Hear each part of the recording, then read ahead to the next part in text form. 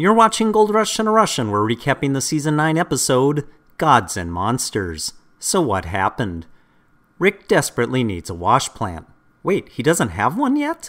He only has a $100,000 budget. Wow, the exact amount he didn't have last week, he does have this week. Luckily, there's a trommel alongside the road and a shaker in the junkyard, but neither are big enough. Out of nowhere, they find a trommel still being built, for no one in particular, it seems. The price? $180,000, or nothing. Rick doesn't have enough, but suddenly remembers Parker owes him a $100,000 gold bonus from last year. In case you're keeping track, that's 2 weeks in a row Rick stumbles upon $100,000. Parker gives him a check for $52,000. Will the trommel owner take it? Nope, still not good enough. But he gives the trommel to Rick anyway. But I thought it wasn't even done being built. If Rick doesn't find $30,000 in 2 weeks, the owner will take it back. Maybe when the owner takes it back, he can finish building it. Parker is stripping the last cut, and constantly complaining about working for Tony. Tony and Minnie arrive and demand their minimum royalty of 100 ounces. Why are they making this demand?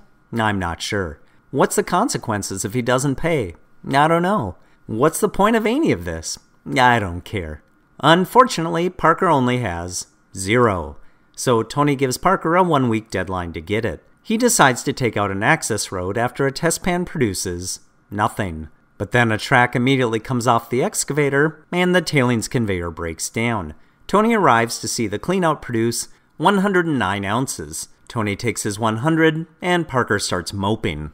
Tony puts Kevin in charge of assembling dredge number 2. But first, Kevin needs to train in the new operator, Bob. After 2 hours of training, Bob is on his own. Moments later, the bucket line falls off and we get the first frick of the year. They agonizingly drag the bucket line on as if this isn't something they've done multiple times each year.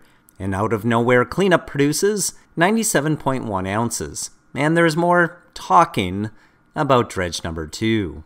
Tune in next week when Rick reveals the source of his mysteriously found riches, a secret treasure on Oak Island. I'm starting to wonder if Rick planned ahead for anything this season. Oh well, until next week, you can go ahead and watch the old episodes. You can like this one. Go on, leave some comments below, and I'll be back next week.